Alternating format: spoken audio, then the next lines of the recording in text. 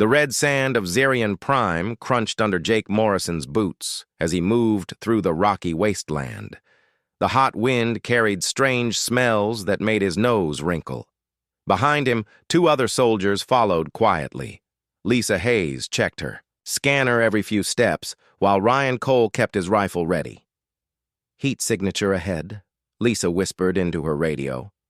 "About 200 meters north." Jake raised his hand to stop the team. They had been walking for 3 hours since their ship dropped them off. Their mission was simple: scout the area, take pictures, report back. Do not make contact with any aliens. Do not engage unless attacked. The planet looked dead from space, but Jake knew better. Many things lived here. Most of them wanted to kill anything that moved. The mission briefing had been clear about that. "What kind of heat signature?" Jake asked. Lisa looked at her device again. "Small, not moving much. Could be injured." Jake pulled out his binoculars. The rocky ground ahead was full of tall stone pillars. Some were natural, others looked like they had been carved by intelligent hands. Between 2 of the tallest pillars, something caught his eye. "I see it," he said quietly. Ryan moved closer. "What is it, Lieutenant?" Jake adjusted the focus on his binoculars. What he saw made his stomach turn cold. A small figure was tied to a wooden post between the stone pillars. The figure was not human. It had pale blue skin and was much smaller than any adult. It looked like a child. "There's someone tied up out there," Jake said. "Looks like a kid." Lisa took the binoculars and looked for herself. "That's a Cathara," she said. "I studied them in training. They're the peaceful aliens from the Andromeda sector." "What's a Cathara kid doing tied to a post in the middle of nowhere?" Ryan asked. Jake took the binoculars back. The small alien was barely moving. Its head hung down like it was unconscious or very weak. Ropes held it tight against the wooden post. Around the post, the ground was covered with old bones. "This doesn't look good," Jake said. He had seen sacrificial sites before on other worlds. This looked exactly like one. Lisa checked her scanner again. "I'm reading multiple large life forms in the area. They're underground, but they're big. Really big." "How big?" Jake asked. "Elephant size, maybe bigger. And there are a lot of them." Jake looked at the sky. The sun was getting lower. Soon it would be dark. He had read the mission files about Xerion Prime. The dangerous creatures came out at night.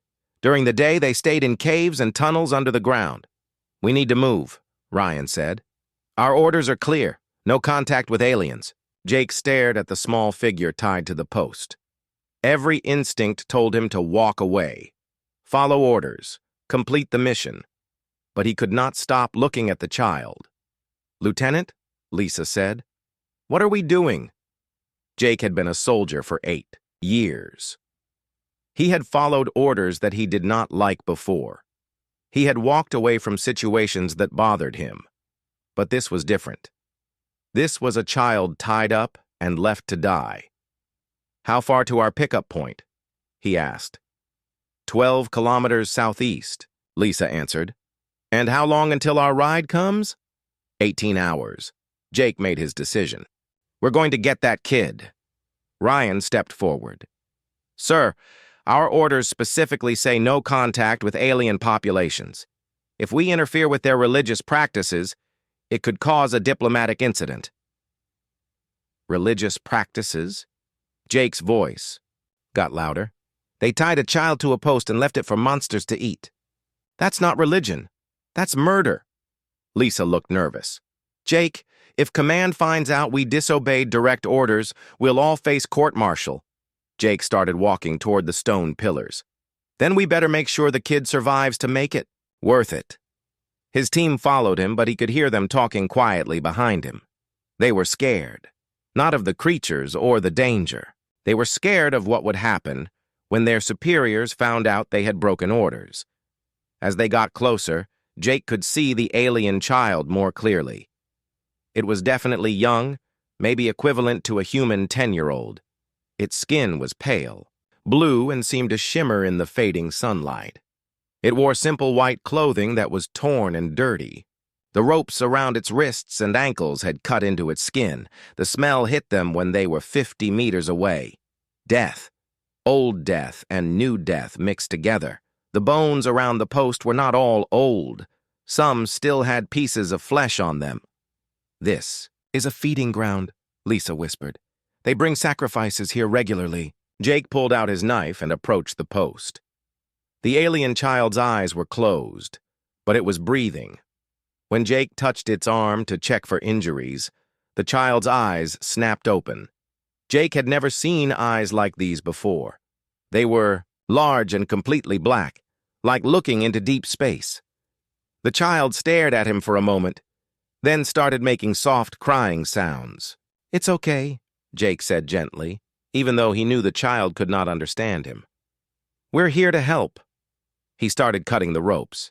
The child's wrists were badly cut from struggling against the bonds.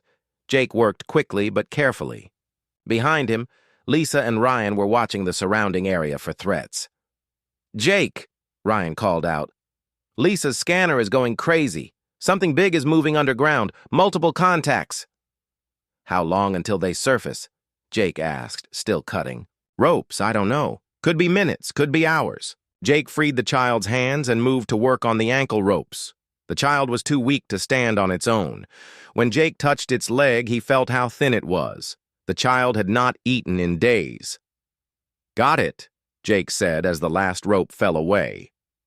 The alien child collapsed immediately. Jake caught it before it hit the ground.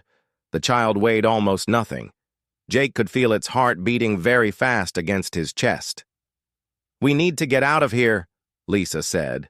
"The underground movement is getting stronger." Jake looked around. The stone pillars would provide some cover, but not much. The nearest real shelter was a ridge of rocks about half a kilometer away, but the child was too weak to walk that far. "I'll carry it," Jake said. "Sir," Ryan said carefully, "what exactly is our plan here? We can't take an alien back to the pickup point. Command will have our heads." Jake adjusted his grip on the child, who had passed out again.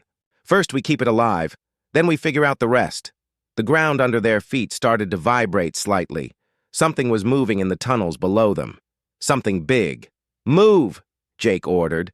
They started running toward the ridge of rocks. Jake carried the alien child while Lisa and Ryan flanked him with their weapons ready. The vibrations in the ground got stronger with each step. Behind them, something roared.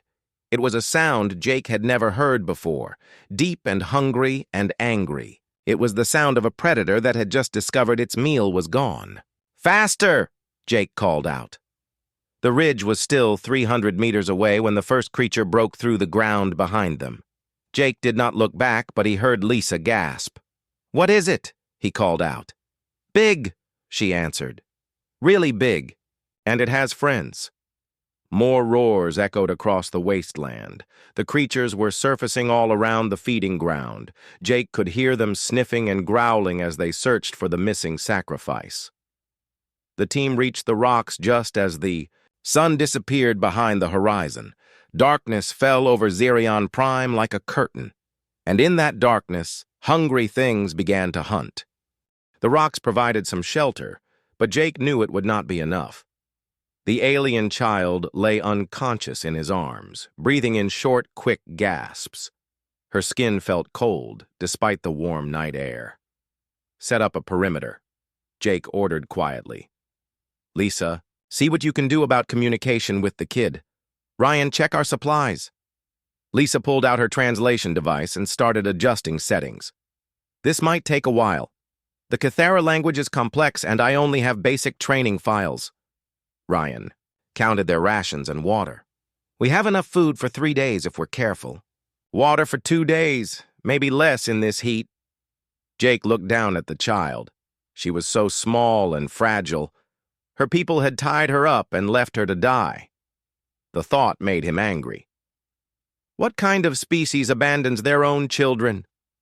"According to the files," Lisa said while working on her device, "the Cathara are completely peaceful. They never fight. They never kill. They solve all problems through discussion and meditation. Then why is this kid tied to a feeding post? Ryan asked. Before Lisa could answer, something howled in the distance. It was closer than before. Much closer. Jake gently placed the child on a flat rock and picked up his rifle. How many creatures did your scanner detect? At least 12, Lisa answered. Maybe more. They're moving around the feeding area, but some are heading this way. The howling came again, this time from a different direction. Then another howl answered it from behind them. The creatures were talking to each other, coordinating their hunt. They're pack hunters, Jake realized. They're surrounding us. Ryan checked his ammunition. How long until sunrise? 8 hours, Lisa said. 8 hours of fighting off giant alien predators while protecting an unconscious child. Jake had faced worse odds before, but never while trying to keep someone else alive. The first attack came without warning. A massive shape launched itself from the darkness toward their position. Jake had just enough time to see glowing red eyes and rows of sharp teeth before he started firing. His bullets hit the creature's center mass, but it barely slowed down. The thing was huge, at least 3 meters long and covered in thick, armored skin. It looked like a cross between a wolf and a crocodile, with 6 powerful legs and a mouth full of teeth designed for tearing. "Shadow Maw!" Lisa shouted over the gunfire. "That's what the files called them, apex predators on this world." The creature hit the rocks where Jake had been standing a second before. Its claws left deep scratches in the stone. Jake rolled to one side and kept firing. This time he aimed for the head. Several bullets found their mark, and the beast stumbled, but it did not die. Instead, it shook its head and turned toward Jake, with even more anger in its glowing eyes. "The armor is too thick," Ryan called out. "Aim for the joints in the eyes." More howls echoed around them. The other Shadow Maws were getting closer. Jake could see their eyes reflecting his muzzle flashes in the darkness. The wounded Shadow Maw charged again. This time Jake was ready. He waited until the last second, then dove to one side while firing at the creature's front leg joint. The bullet severed something important, and the beast crashed into the rocks with a loud roar of pain. Jake, behind. "You!" Lisa shouted. Jake spun around to see another Shadow Maw leaping down from the rocks above. He did not have time to aim properly. He just pointed his rifle up and pulled the trigger, hoping for the best. The bullets caught the creature in midair, spinning it around before it crashed to the ground near the unconscious alien child. Jake's heart stopped for a moment, but the child was unharmed. Ryan's rifle barked from the other side of their position. "Got one trying to climb up the back way. But there are more coming." Jake moved closer to the alien child. He could not protect her if the Shadow Maws attacked from multiple directions at once. "Lisa, any progress on the translation?" "Working on it," she said while reloading her weapon. "But I need more time." Time was something they did not have. Jake could see at least 6 sets of glowing eyes moving in the darkness around their position. The Shadow Maws were testing their defenses, looking for weak spots. The pack's strategy became clear during the next attack. 3 Shadow Maws charged from different directions at the same time. Jake and his team had to split their fire, which meant none of the creatures took enough damage to stop them completely. Jake managed to drive off the one coming toward the child, but not before it got close enough to swipe at him with massive claws. The claws barely missed his head, but tore through his backpack, scattering supplies across the rocks. Ryan was not so lucky. A Shadow Maw got past his guard and knocked him down with a powerful blow from its tail. Ryan rolled away just in time to avoid the creature's snapping jaws, but his rifle went flying into the darkness. "Ryan!" Jake called out while firing at the creature attacking his teammate. "I'm okay," Ryan gasped, pulling out his sidearm. "But I lost the rifle." The situation was getting desperate. They were outnumbered, outgunned, and running low on ammunition. The Shadow Maws seemed to sense their weakness and became more aggressive. That was when something unexpected happened. The alien child suddenly opened her large black eyes and sat up with a gasp. She looked around at the chaos surrounding her, at the humans fighting to protect her, at the monsters trying to kill them all. Fear filled her expression. But this was not ordinary fear. Jake felt something change in the air around them, like the pressure before a thunderstorm. The child opened her mouth and screamed. It was not a normal scream. The sound hit Jake like a physical force, making his ears ring and his vision blur. But the effect on the shadow maws was much worse. All the creatures attacking them suddenly stopped moving. They stood frozen in place, their glowing eyes wide with confusion and pain. Some of them started backing away, whimpering like scared dogs. The psychic scream lasted only a few seconds, but it was enough. The alpha shadow maw that had been preparing to leap at Jake stumbled sideways and crashed into a rock wall. The creature that had knocked down Ryan turned and ran back into the darkness. When the scream ended, the alien child collapsed again, unconscious from the effort. But the shadow maws were no longer attacking. Most of them had fled. The few that remained kept their distance, circling warily but not approaching. Jake stared at the child in amazement. "What just happened?" Lisa's translation device started beeping. She looked at the display with surprise. "I think I'm getting something. The device picked up some kind of mental transmission during that scream." "Mental transmission?" Ryan asked. "Retrieving his rifle. Psychic ability," Lisa explained. "The child has some kind of telepathic power. That scream was not just sound. It was a mental attack that confused the predators." Jake knelt beside the child and checked her pulse. It was weak but steady. "So she can defend herself?" "Apparently," Lisa said. "But it takes a lot out of her. Look how exhausted she is." The remaining shadow maws continued to circle at a distance, but they seemed afraid to get too close. Jake realized that the child's psychic ability gave them a temporary advantage, but it would not last long. "We need to move," he decided. "Find better shelter before she wakes up again. Those things will attack as soon as they recover from whatever she did to them." Ryan checked his equipment. "Where do we go? Our pickup point is still 11 kilometers away." Jake looked at his map.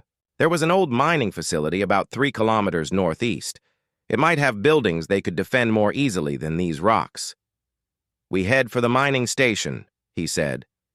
"At least there we'll have walls and maybe some supplies."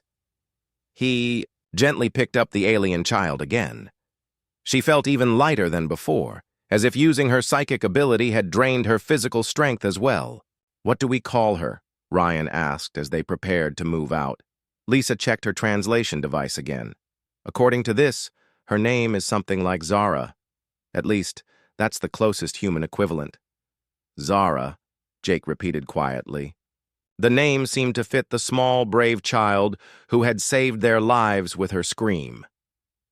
In the distance, the shadow maws howled again. But this time, the sound was different. Less confident, more wary. They had learned that humans were dangerous. Prey. And they had learned that the small alien they were hunting could fight back in ways they did not understand. But Jake knew this was just the beginning. They still had 7 hours until sunrise, and a long journey ahead of them. The journey to the mining station took 2 hours of careful movement through the dark wasteland. Jake carried Zara while Lisa and Ryan watched for threats. The shadow maws followed them at a distance, but they did not attack again. They seemed afraid of the small alien child. The mining facility was old and mostly abandoned. Broken machinery sat scattered around the entrance like metal bones. Most of the buildings had holes in their walls, but one structure looked solid enough to defend. That one, Jake pointed to a concrete building with thick walls. "It has only 2 entrances and good sight lines." They made their way inside carefully. The building had been some kind of control center.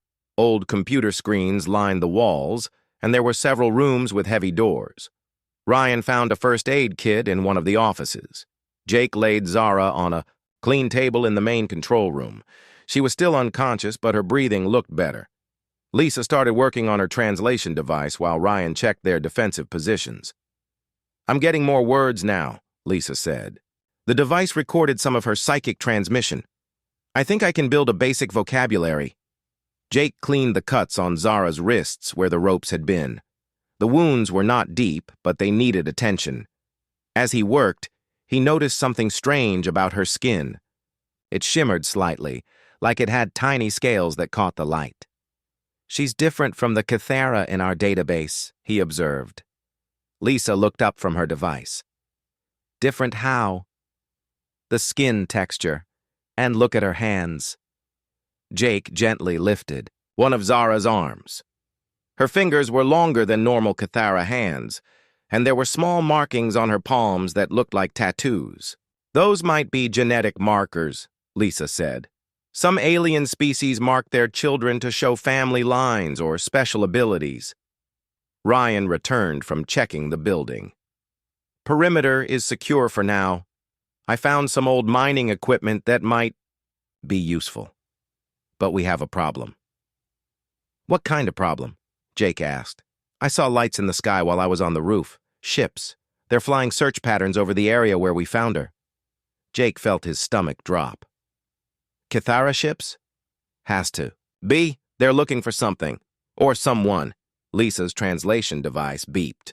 I think I have enough vocabulary to try basic communication when she wakes up. As if responding to Lisa's words, Zara's eyes slowly opened. She looked around the room with confusion and fear. When she saw Jake, she tried to sit up quickly, but was too weak. Easy, Jake said gently. You're safe now. Lisa activated her translation device and spoke slowly. We are friends. We will not hurt you. The device made several beeping sounds, then spoke in a musical language that sounded like wind chimes. Zara's eyes widened with surprise. She said something back, and the device translated. She says thank you, Lisa reported. And she's asking why we helped her. Jake thought about how to answer that. Tell her that where we come from, adults protect children. All children. Lisa translated, and Zara's response came back through the device. She wants to know if we're going to take her back to her people. Ask her if she wants to go back, Jake said. The translation took longer this time. When it came, Zara's voice was full of sadness. She says her people cast her out. They will not take her back. She is marked as dangerous. Dangerous? Ryan asked. She's just a kid. Lisa asked Zara more questions. The answers painted a disturbing picture. Zara had been born with psychic abilities that her people considered evil. The Cathara believed that any form of violence, even in self-defense, was wrong. Children who could fight back were seen as corrupted, so they tie them up and leave them for monsters. Jake's anger was growing. That's not justice. That's murder. Zara spoke again, and Lisa translated. She says there are others, more children like her. They're taken to different feeding grounds across the planet. Jake stood up and walked to the window. Outside, he could see the lights of the searching ships getting closer. How many others? Lisa asked Zara, then translated the answer. She doesn't know exactly. Maybe dozens. The ritual happens every few months. We have to do something, Jake said. Ryan joined him at the window. Sir, with respect, our mission is to get back to the pickup point alive. We can't save every abandoned kid on this planet. Maybe not, Jake admitted, but we can save some of them. Lisa's device beeped with an incoming message from Zara. She's asking about the lights in the sky. She recognizes them as enforcement ships.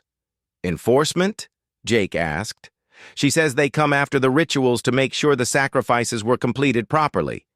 If they find her alive, they'll kill her themselves. Jake felt a cold anger settling in his chest. It was one thing to abandon children out of misguided beliefs. It was another thing entirely to actively hunt them down to finish the job. How long until our pickup? He asked. Ryan checked his watch. 14 hours.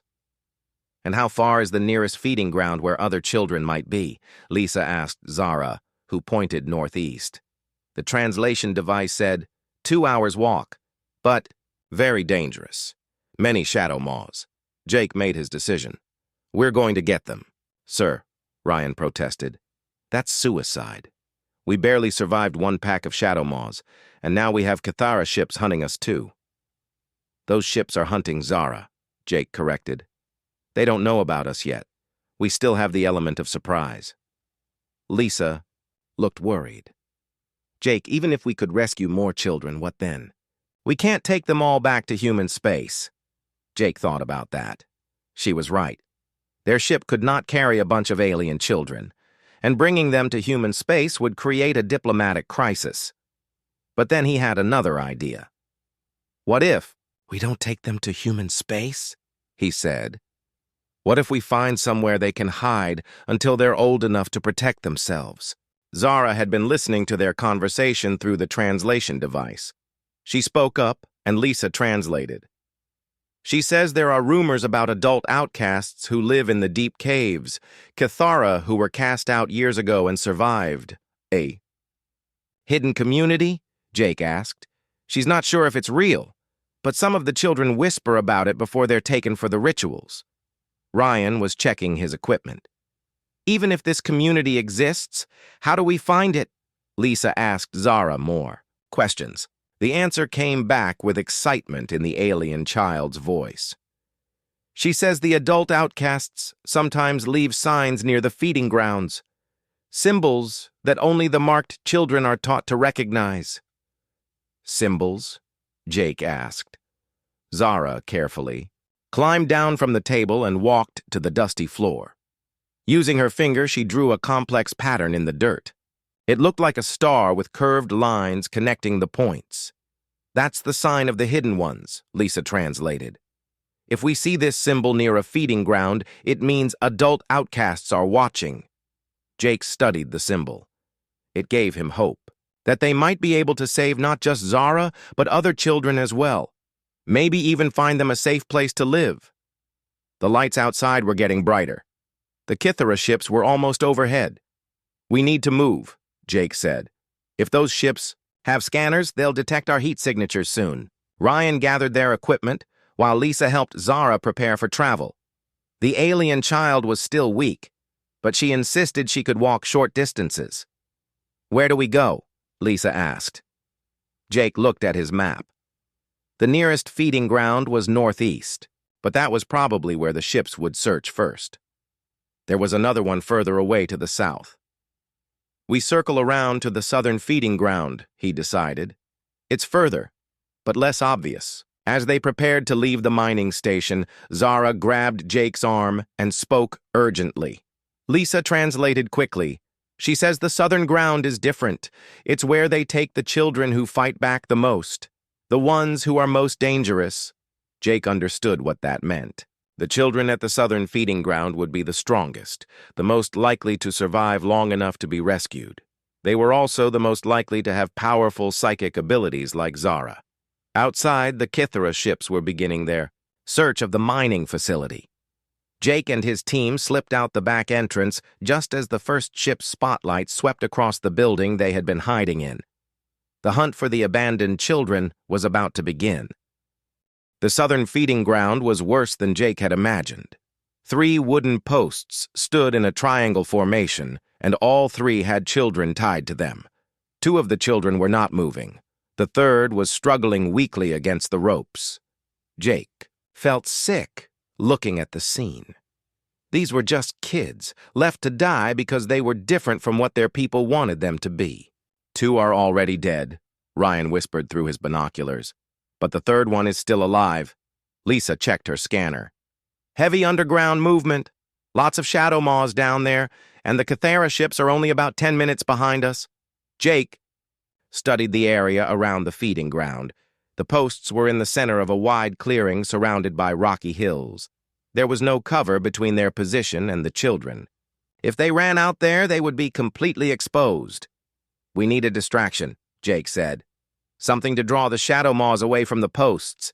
Ryan pointed to a cluster of rocks about half a kilometer away. I could set off some explosives. Over there. Make enough noise to get their attention. That would also tell the Cathara ships exactly where we are, Lisa warned.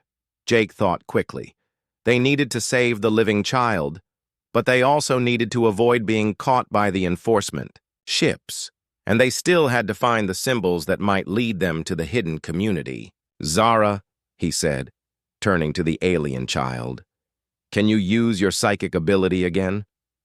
Lisa translated the question. Zara's response came back through the device. She says yes, but not very strong. She's still tired from before. Ask her if she can target specific creatures. Make only some of the shadow maws run away instead of all of them. The translation took a moment. Zara nodded and spoke again. She thinks she can try, but she needs to be closer. Jake looked at the distance between their hiding spot and the feeding ground. It was about 200 meters, too far for Zara's weakened psychic ability to work properly. We go together, Jake decided. Fast and quiet. Get to that rock formation halfway there, then Zara uses her ability to clear a path to the posts. Ryan checked his rifle. What about the ships? One problem at a time, Jake said. They moved carefully down the hillside toward the feeding ground. Jake carried Zara on his back to save her strength. Lisa and Ryan covered their flanks with weapons. Ready? When they reached the rock formation Jake had pointed out, they could see the surviving child more clearly. It was another Kithara, slightly older than Zara, with darker blue skin and silver markings on its arms. The child's head was up, and it was looking around with alert eyes. That one's a fighter, Ryan observed. Zara spoke quietly, and Lisa translated. She recognizes him. His name is Kel. He was taken from her village 3 days ago. Jake felt the anger building in his chest again. 3 days tied to a post, waiting to die. He wondered how many children had died this way over the years. Tell Zara to get ready, he said. We're going to save her friend. Lisa worked with her translation device, then nodded.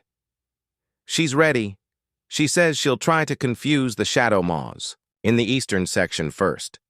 That should give us a clear path to Kel. Jake put Zara down behind the rocks where she would be safe. As soon as she creates the distraction, we run. Lisa, you work on freeing Kel. Ryan, you watch for threats. I'll check the other 2 posts and look for symbols.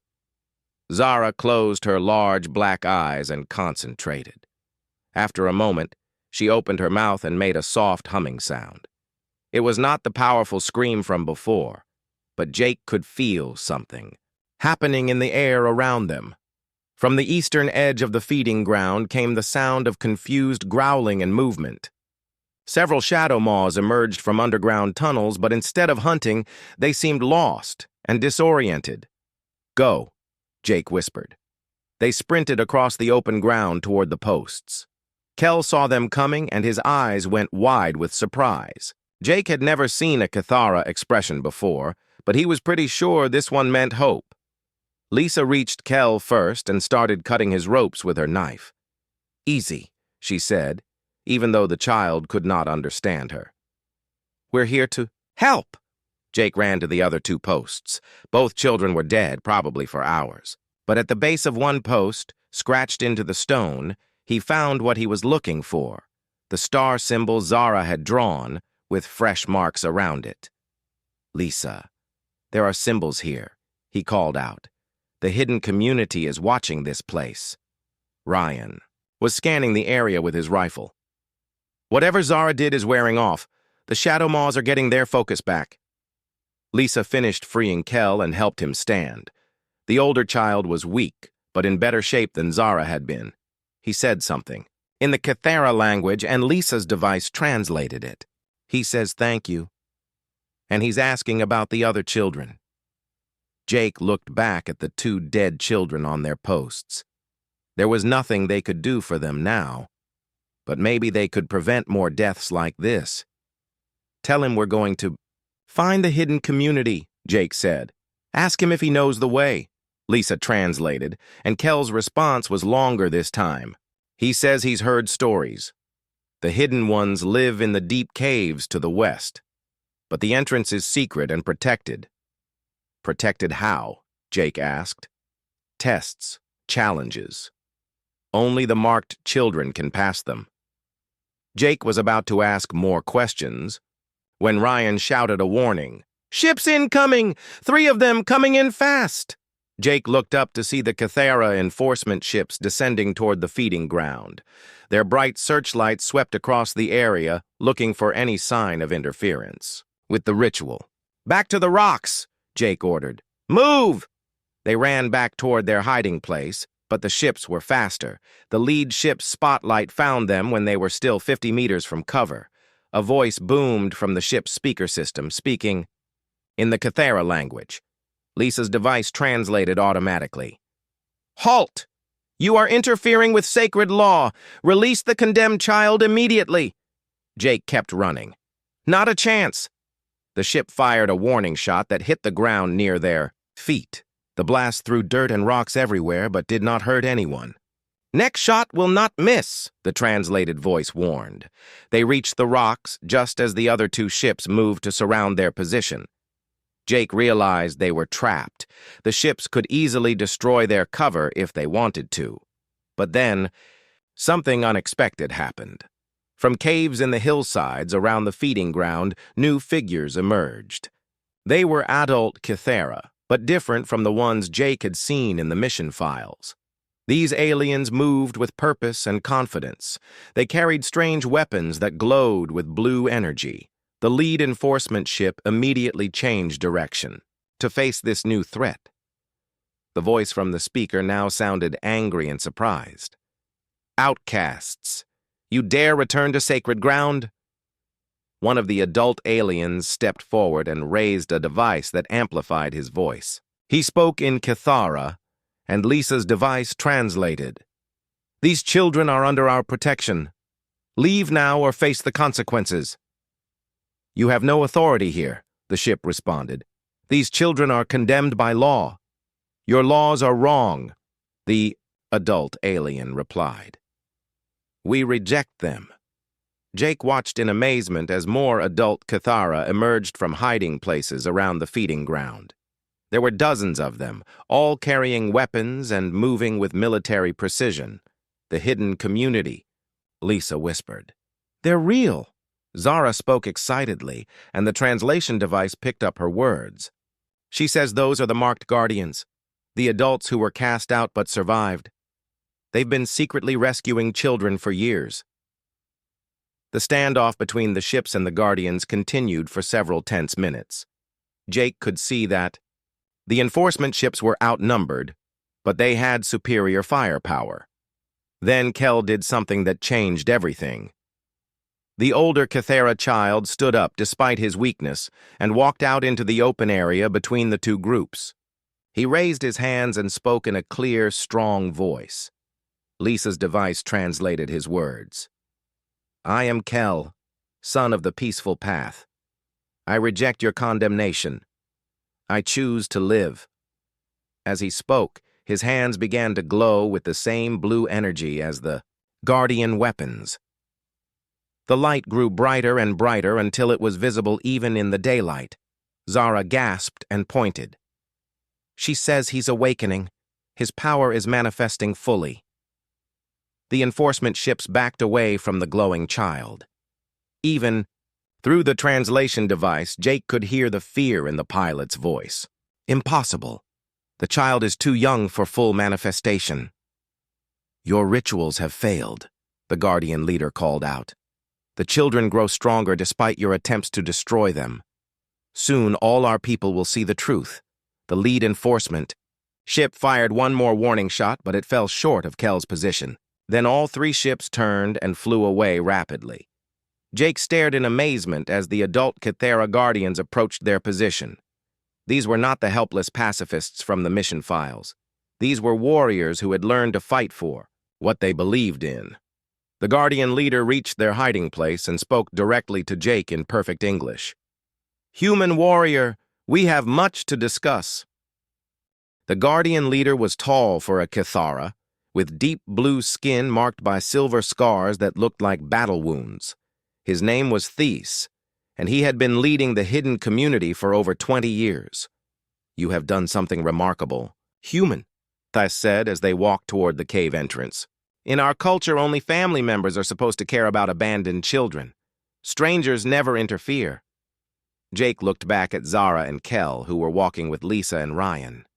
Both children looked stronger now that they knew they were not alone. Where I come from, all adults are responsible for protecting children. It doesn't matter whose children they are. This nodded slowly. This is why your species has such a reputation as warriors. You fight for principles, not just for yourselves.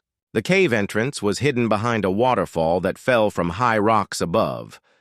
As they walked through the water, Jake saw that the cave was much larger than it appeared from outside. Tunnels led deeper into the mountain, and he could see lights and hear voices echoing from within. How many people live here? Jake asked. 237 adults, Thys answered, and 43 children we have rescued over the years. Jake did quick math in his head. If they had saved 43 children in 20 years, that meant dozens more had died during the same period. The waste of young life made him angry all over again. The main cave was set up like a small city. Living areas were carved into the rock walls, connected by walkways and bridges. Gardens grew under artificial lights. Workshop areas buzzed with activity as Cathara adults built weapons and equipment. This is incredible, Lisa said, looking around with wonder. You've built an entire civilization down here. We had to, Thys explained. Our own people cast us out, but we refused to die. We learned to survive, and then we learned to fight back. Ryan was examining the weapons the Guardians carried. These energy weapons are more advanced than anything in our files about Cathara technology. Necessity breeds innovation, Thys said with a slight smile. When your choice is fight or watch children die, you learn to fight very quickly. They reached a large central area where many adult Cathara had gathered. Jake noticed that all of them had the same silver markings that Zara and Kel possessed. These were all former outcasts, people who had been condemned by their own society and left to die.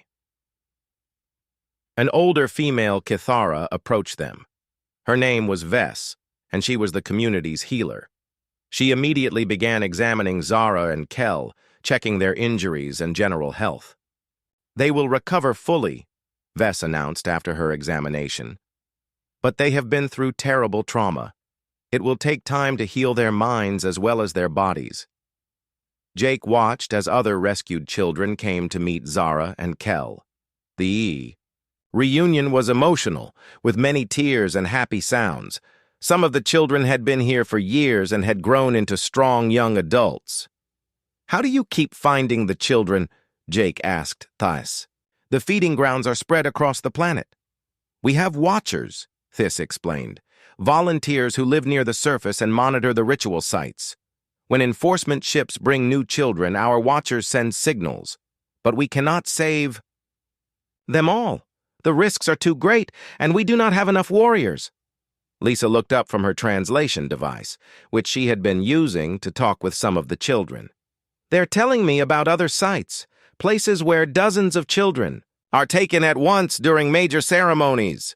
The grand cleansing, Thys said with disgust. 4 times a year, our people gather all the marked children from multiple worlds and bring them to Zerion Prime for mass sacrifice. The next one is in 6 days. Jake felt his blood run cold. How many children? The last time, over 300. The number hit Jake like a physical blow. 300 children condemned to die because they had the ability to defend themselves. It was genocide on a scale that made his previous anger seem small. We have to stop it, he said. Thys looked at him with surprise. Human warrior, I admire your spirit, but it is impossible. The grand cleansing is heavily guarded. Hundreds of enforcement ships, thousands of ground troops. We have tried before and lost many good people. Maybe you tried the wrong way, Ryan suggested. No offense, but you're still thinking like Cathara. All discussion and careful planning. What do you mean? Vess asked. Jake was starting to form an idea. He means you've been trying to rescue the children after they're already condemned. What if we stopped the ceremony before it started? Thais shook his head. The ceremony takes place in the sacred city, on the homeworld of Kithanos. It is the most heavily defended location in our space. Even if we could get there, we would never get inside. What if you didn't have to get inside? Lisa asked. What if the ceremony came to you? Jake looked at her with interest. What are you thinking? Lisa pulled up information on her portable computer. According to the files, the Kythera use special transport ships to bring the children to the sacred city. Large ships that can carry hundreds of passengers.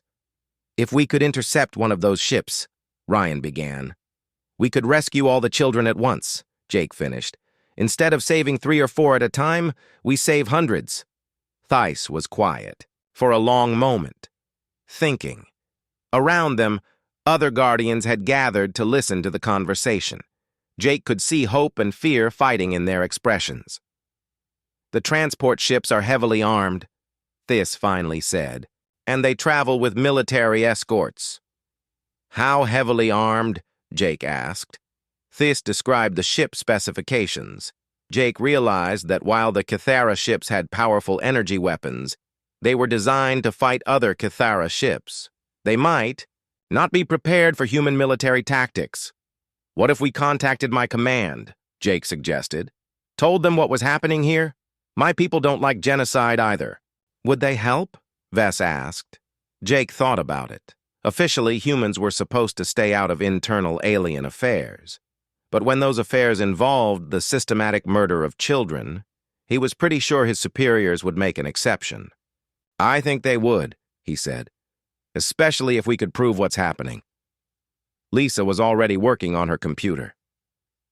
I've been recording everything since we found Zara. Video evidence of the feeding grounds, testimony from the rescued children, documentation of the hidden community. It's enough to build a case. Thais looked around at his people. If the humans help us, what happens afterward? Even if we rescue the children from the transport ships, where do they go? Our own people will never accept them back. Jake had been thinking about that, too. What if they didn't have to go back? What if there was somewhere else for them to live? You mean in human space? Thais asked. Maybe. Or maybe we help you build something bigger than this hidden community. A real settlement where all the marked children can live and grow up safely. The idea was growing in Jake's mind. With human technology and Kythera knowledge, they could create a place where the outcasts could not just survive, but thrive. A place where having psychic abilities was seen as a gift, not a curse. It would mean war with our government, Thess warned. They would never allow such a place to exist. Then we make sure they can't stop it, Jake said firmly. Around the cave, the Guardians were talking excitedly among themselves. For the first time in years, they were discussing the possibility of not just rescuing a few children, but actually ending the practice of abandonment entirely. Zara approached Jake and spoke through Lisa's translation device. She wants to know if this means she'll never have to hide again. Jake knelt down to look into her large black eyes. If we do this, right, no marked child will ever have to hide again. The little alien girl smiled for the first time since Jake had found her tied to that post. It was a smile full of hope and trust and the belief that maybe, just maybe, the universe could be a better place. Jake stood up and looked at this. When does my extraction ship arrive? In 8 hours. Then we have 8 hours to plan the biggest rescue mission in galactic history. Jake's extraction ship arrived exactly on schedule. The human pilot, Captain Alex Stone, was surprised to see 3 additional passengers waiting to board. He was even more surprised when Jake told him to prepare for an emergency departure to the nearest human military base. Sir, my orders are to return you to the survey station, Stone said. Change of plans, Jake replied, helping Zara climb into the ship. We need to talk to Admiral Parker immediately. The flight to the military base took 6 hours. During that time, Jake and his team worked with this to refine their rescue plan. Lisa's translation device allowed them to communicate complex tactical ideas between the two species. The transport ships follow the same route every time, Theiss explained, showing them a star map. They gather children from 12 different worlds, then travel together to Kithanos for the ceremony. Ryan studied the route. That's a lot of ships to intercept. How many are we talking about? Usually 5 transport ships, each carrying about 60 children, plus at least 20 escort vessels. Jake did the math. 300 children, just like this had said, and 25 ships to get through. It seemed impossible, but Jake had learned that humans were good at doing impossible things. Admiral Parker was waiting for them when they reached the military base.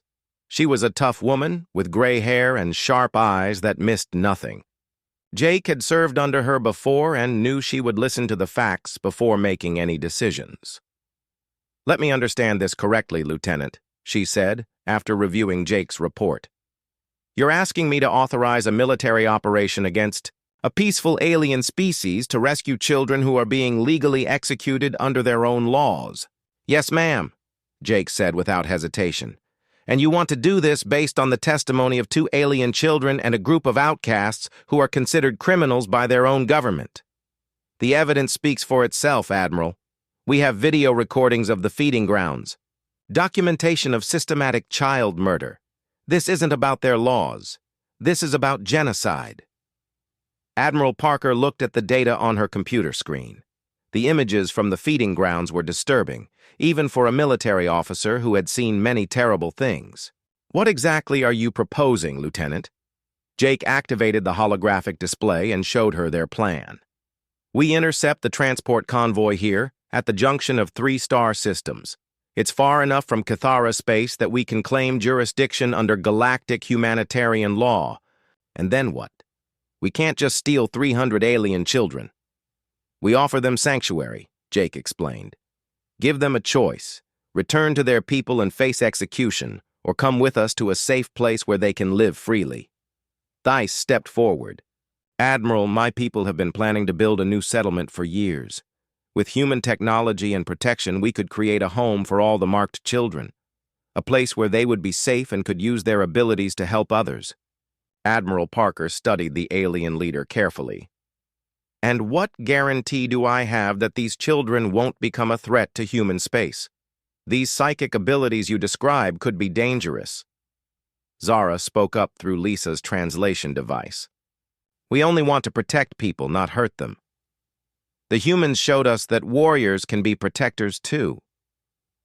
The Admiral's expression softened slightly when she looked at the small alien child. "How old are you, little one?" 8 years old in human terms, Lisa translated.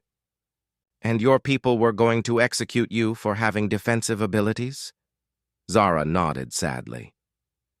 "They said I was corrupted by violence, but I never hurt anyone until the monsters came."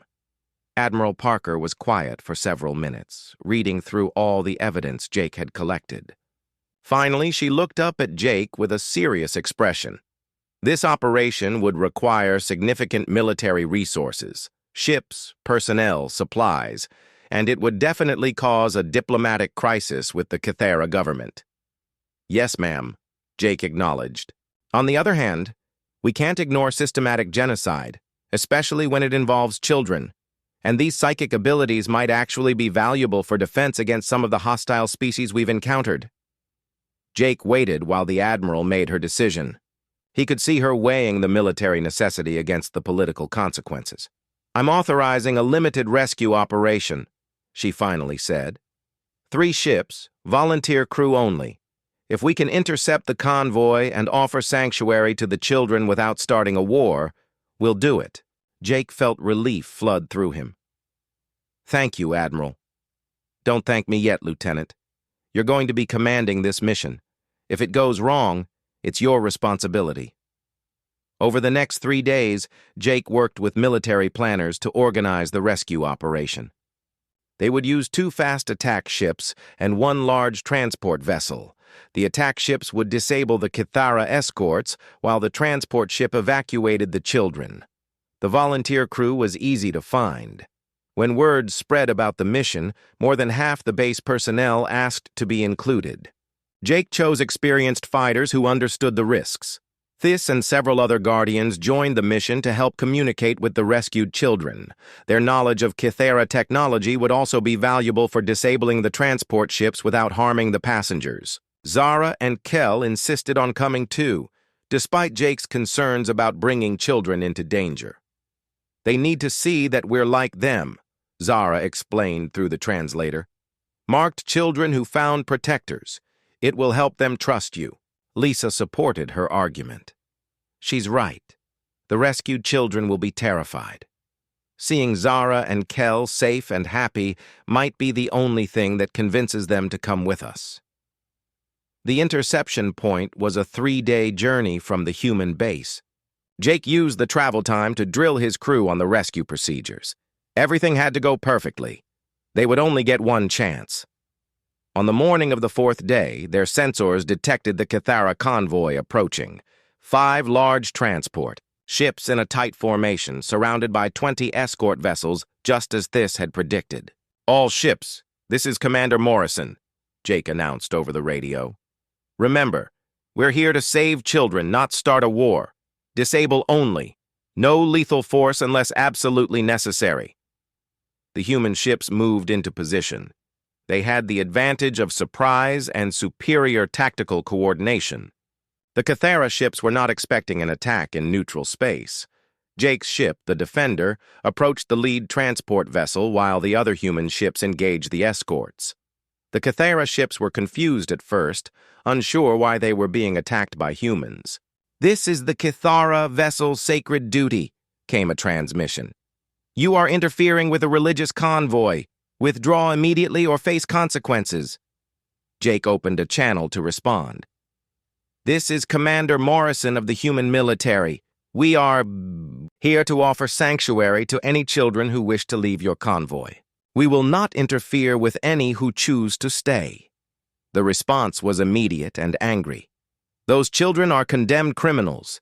You have no authority here. Under galactic humanitarian law, we have the authority to offer sanctuary to anyone facing execution for non-violent crimes," Jake replied. "We're coming aboard." The Kythera escorts tried to prevent the boarding, but the human ships were faster and better armed. Within 20 minutes, all the escort vessels were disabled but not destroyed. Jake led a boarding team onto the first transport ship. What he found inside made him sick with anger. The children were packed into cargo holds like animals. They were chained together in groups of 10, barely given enough room to sit down. Many of them were crying. Others stared ahead with the blank look of hopelessness. "Dear God," Lisa whispered behind him. "They're just babies." Some of the children looked even younger than Zara. Jake could not understand how any civilization could treat their own young this way. This spoke to the children in their own language, explaining who the humans were and why they had come. At first, the children were too frightened to respond. But when Zara and Kel walked into the cargo hold, everything changed. The sight of 2 marked children who were healthy and free gave the others hope. They began asking questions, wanting to know if the humans would really protect them. "Tell them they have a choice," Jake said to Thas. "They can come with us to a safe place, or they can continue to their homeworld. But if they come with us, they'll never have to be afraid again." The translation took several minutes. Then, one by one, the children began raising their hands to indicate they wanted to leave with the humans. By the end of the first ship, every single child had chosen sanctuary. The transfer of 300 children from 5 transport ships took 8 hours. Each ship held the same terrible sight: young Kythera packed into cargo areas like freight instead of passengers. Jake's anger grew with every ship they boarded. The human transport vessel, called Hope's Light, had been quickly modified to carry the rescued children. Medical teams worked around the clock to check each child for injuries and malnutrition. Many of the children had been traveling for weeks without proper food or medical care. Dr. Helen Cross, the mission's chief medical officer, reported to Jake after examining the first group of children. "Most of them are malnourished and dehydrated. Some have infections from untreated wounds. but they'll all recover with proper care. Jake watched as human crew members helped the alien children get settled in their new temporary quarters. The contrast was striking. Instead of chains and cargo holds, the children now had beds, toys, and people who treated them with kindness. Zara had become an unofficial translator and comfort provider for the younger children. She moved between groups, explaining what was happening and helping the scared ones feel safe. Her own recovery had been remarkable since joining the humans. "She's like a completely different person," Lisa observed, watching Zara help a small child who was crying for his parents. "That's what happens when you give children hope instead of fear," Jake replied. The Cathera convoy commander, an official named High Priest Valan, demanded to speak with Jake. The conversation was tense and hostile. "You have committed an act of war against our people," Valan declared through the communication system. "Those children are condemned by sacred law. You have no right to interfere." "We have every right to offer sanctuary to children facing execution," Jake responded calmly. "Especially when that execution is for the crime of being able to defend themselves. They are corrupted by violence. They must be cleansed for the good of all Cathera." Jake's patience was running thin. "The only thing that needs cleansing is a law that murders children for having natural abilities." The argument continued for several minutes, but it was clear that neither side would change their position. Valan promised that the Cathara government would demand the return of the children and would consider military action if necessary. "Let them try," Jake said after ending the communication. "We'll be ready." The journey to the new settlement location took 5 days. Admiral Parker had chosen a planet called Haven, in a system at the edge of human space. It was far enough from Cathara territory to be safe, but close enough to receive protection from human military forces. During the journey, Jake worked with Thais and the other Guardians to plan the new settlement. They would need housing for over 400 people, including the Guardians who would help run the community. "We'll call it New Sanctuary," Thais suggested. "A place where all the marked children can live without fear." The children adapted to life aboard the human ship with remarkable speed. Many of them had never experienced kindness from adults before. They were amazed by simple things like regular meals, clean water, and beds with soft blankets. Ryan had become popular with the older children by teaching them basic human technology. They were fascinated by his tools and equipment, asking endless questions about how everything worked. "They're incredibly smart," Ryan told Jake. "Some of these kids understand advanced concepts better than trained engineers. Their psychic abilities seem to enhance their learning." Lisa was documenting everything for her official report. The story of the rescue would become important evidence if the Cathera government tried to force the return of the children. "I'm also recording their testimonies," she explained to Jake. "Each child's story of how they were condemned and abandoned. It's heartbreaking, but it proves what we're dealing with." On the 3rd day of the journey, something unexpected happened. Several of the older children came to Jake with a request that surprised him.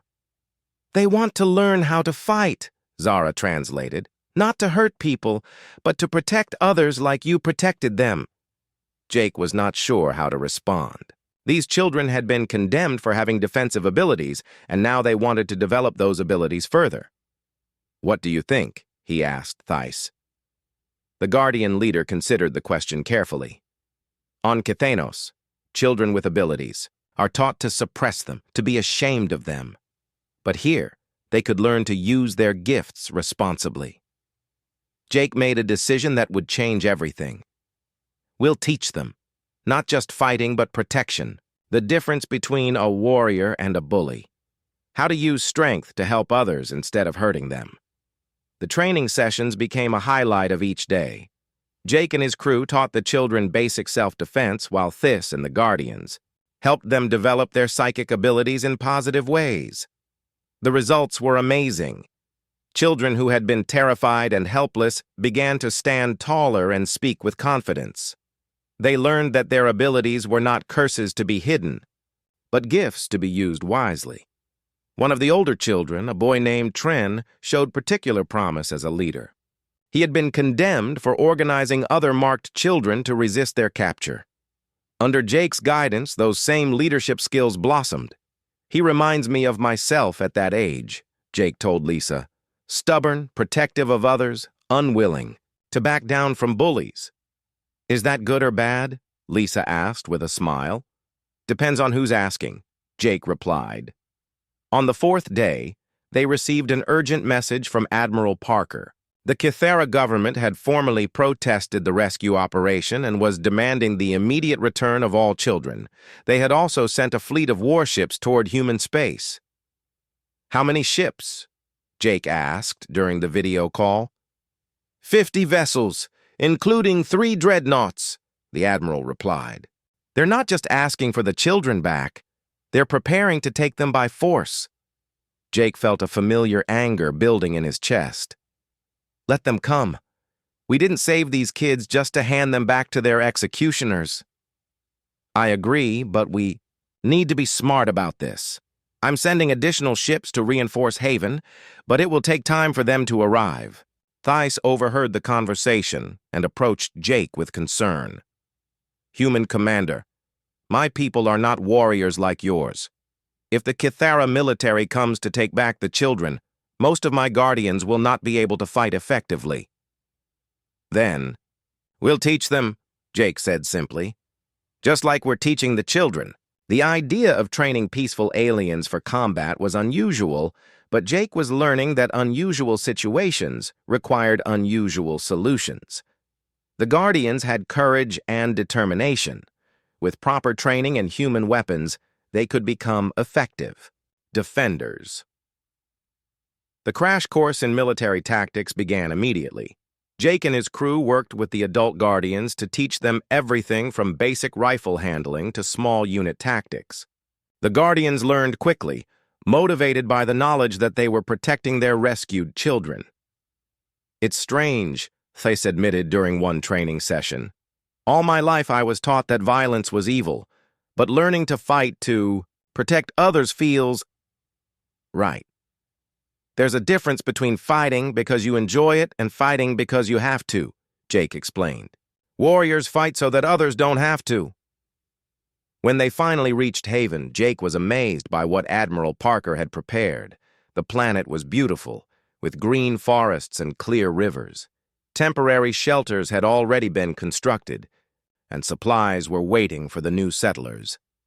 The children's reactions to seeing their new home were worth every risk Jake had taken. Many of them had never seen a natural planet before, having lived their entire lives in space stations or artificial environments. Is this really for us?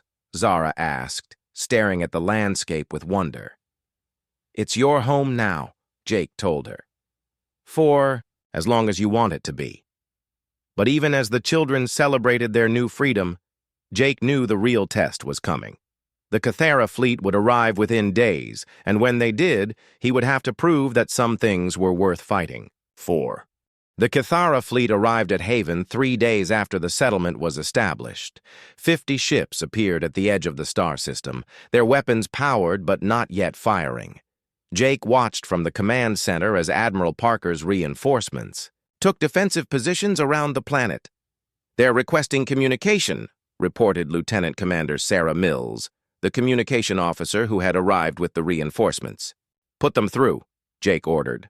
The main screen showed High Admiral Corvex, the Supreme Commander of Kythera military forces. He was an imposing figure with dark blue skin and ceremonial robes that marked his high rank. I am High Admiral Corvex of the Sacred Fleet, the alien leader announced. You are harboring stolen property of the Kythera people. Return the condemned children immediately or face the consequences. Jake stepped forward to respond. I am Commander Morrison. Those children are not property. They are living beings who chose sanctuary over execution. We will not return them to be murdered. They are criminals condemned by sacred law. Your interference in our religious practices is an act of war. Your religious practices involve murdering children, Jake replied, firmly. We will not allow that to continue. Admiral Parker's voice came over the communication system from her flagship. Hi, Admiral. This is Admiral Parker of the Human Fleet. We are prepared to defend these children under galactic humanitarian law. Withdraw your forces and we can discuss this diplomatically. Korvax's expression grew cold. There is nothing to discuss. The children will be returned or we will take them by force. Then you'll have to go through us, Jake said. The communication ended abruptly. Both fleets remained in position, neither side wanting to fire the first shot. But Jake knew the standoff could not last forever. On the planet below, the children were aware of the tension but tried to continue with their daily activities. Jake had decided not to hide the truth from them. They deserved to know that their former people were trying to take them back. Zara approached Jake during one of his visits to the settlement. She had grown even more confident in the past few days, helping to organize the other children and learning new skills from the human settlers. Commander Jake, she said through Lisa's translation device, the other children are scared. They want to know if you'll really protect us. Jake knelt down to look into her large black eyes. Zara, I promise you that as long as I'm alive, no one will take you back to those feeding grounds, but I need you to help me. How can I help? Some of the older children have been practicing with their psychic abilities. If the Cathara ships attack, we might need that help to protect everyone. Zara nodded seriously. We've been talking about it. Tren says we should form a defensive circle like the Guardians taught us. Combine our abilities to make a shield. Jake was impressed by the children's initiative. In just a few days, they had gone from helpless victims to active participants in their own defense. The breakthrough in negotiations came from an unexpected source. Dr. Cross had been studying the children's psychic abilities and made a discovery that changed everything. Jake, you need to see this, she called him to the medical center. I've been analyzing the brain scans of the rescued children. Their psychic abilities aren't random genetic mutations. What do you mean? They're evolutionary adaptations. The Cathara species is naturally developing these abilities in response to environmental pressures. Within a few generations, most Cathara will have some level of psychic power. Jake stared at the data on Dr. Cross's screen. So the Cathara government is trying to stop their own evolution? Exactly. They're so committed to their pacifist ideology that they're willing to commit genocide against their own future. This information gave Jake a new strategy. Instead of just defending the children, he could prove to the Cathara people that their government was making a terrible mistake. He contacted High Admiral Korvax again, this time with Dr. Cross's research data. High Admiral, I'm sending you scientific evidence that will change how you see this situation, Jake announced. We are not interested in human propaganda, Korvax replied coldly. This isn't propaganda. It's genetic analysis proving that psychic abilities are the natural future of your species. By killing these children, you're destroying your own evolutionary advancement. There was a long pause before Korvax responded. That is impossible. The marked children are aberrations, corrupted by violence. Look at the data yourself. Have. Your own scientists verify it. But while you're doing that, consider this. What if you're wrong? What if you've been murdering your own species' greatest hope for survival? The communication ended again, but this time Jake sensed uncertainty in the Cathara commander's voice. For 2 days, nothing happened. Both fleets remained in position while the Cathara scientists examined Dr. Cross's data. On the planet, life continued as the children learned to build their new community. Jake spent time working with Tren and the older children on their defensive abilities. They had made remarkable progress, learning to coordinate their psychic powers in ways that enhanced their effectiveness. We can create barriers that stop energy weapons, Tren explained excitedly. And if we work together, we can confuse enemy targeting systems. Can you do it without hurting the people in the attacking ships? Jake asked. Tren nodded. We don't want to hurt anyone. We just want them to leave us alone. Jake was proud of how the children had embraced the warrior's code he had taught them. Strength should be used to protect, not to harm unnecessarily. The third day, a single Kithara ship broke away from their fleet and approached the planet. It was not a warship, but a science vessel. High Admiral Corvex's voice came over the communication system. "Commander Morrison, our scientists have confirmed your data. The children do carry evolutionary adaptations that could benefit our species." "Does that change your position on the executions?" Jake asked. "It complicates matters. Some of our leaders believe the data proves these children are even more dangerous than we thought. Others think we may have been mistaken in our approach." Jake sensed an opportunity.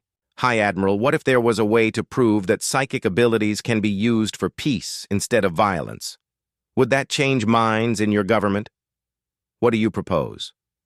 Let some of your scientists visit the settlement. See how the children are living. Talk to them. Judge for yourself whether they're violent monsters or just kids who want to be safe." Another long pause. "I will consider this request." The science vessel landed at the settlement the next day, carrying a team of Kithara researchers led by Dr. Yanis, a respected geneticist. Jake was nervous about letting potential enemies into the settlement, but he knew it was their best chance for a peaceful solution. Dr. Yanis was shocked by what she found. Instead of violent, dangerous children, she saw a thriving community where young Kithara were learning, playing, and helping each other. "This is not what we were told to expect," she admitted to Jake through a translator. "What were you told to expect? Savage children corrupted by violence, unable to control their destructive impulses." Jake showed her to the school area where Zara was teaching younger children how to use their abilities to help with gardening. The psychic powers were being used to encourage plant growth and detect when crops needed water. "Does that look savage to you?" Jake asked. Dr. Yanis spent hours interviewing the children and observing their activities. What she found challenged everything her people believed about the marked ones. "They use their abilities for creation and protection," she reported to High Admiral Corvex. "Not destruction, and they seem happier and healthier than any children I have seen on our homeworld. But they are still capable of violence," Corvex pointed out. "Yes, but only in self-defense, just as any species develops claws or toxins to protect themselves from predators." Jake could see that Dr. Yanis was beginning to understand the truth about the children. She was also beginning to question her own government's policies. That night, she made a decision that would change the course of both species' history. "Commander Morrison," she said, "I wish to request asylum for myself and my research team. We cannot return to a government that murders children for the crime of evolution."